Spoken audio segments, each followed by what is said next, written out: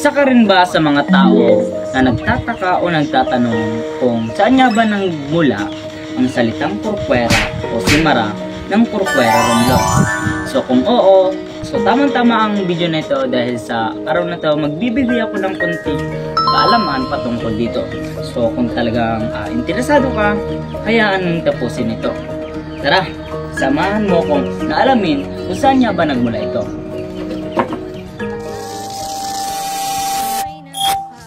Balik tayo sa taong 1565. Ito ang panahon kung kailan sinimulang sa open ng mga Espanyol ang Pilipinas. Isa ang Corcuera sa mga lugar na naapektuhan ng pananakop. Pero alam mo ba na hindi talaga Corcuera ang orihinal na pangalan nito?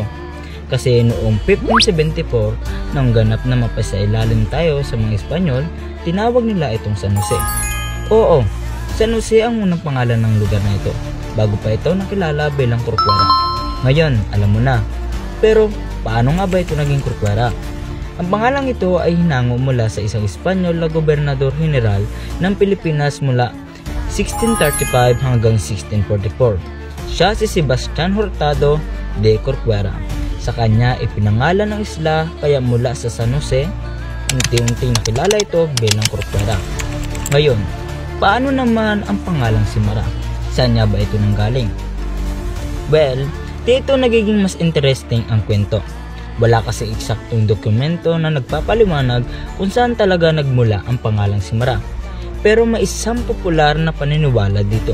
Sinasabi na ang Simara daw ay mula sa salitang lokal na sima na sa Ingles ay hook at sa Filipino naman ay kalawit.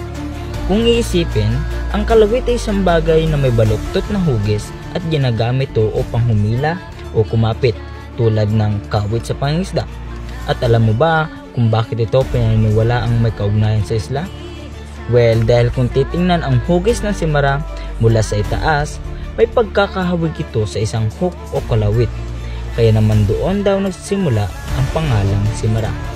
Ayan, ngayon may bago ka ng kalaman tungkol sa kasaysayan ng Corcuera o Simara sa Romblon.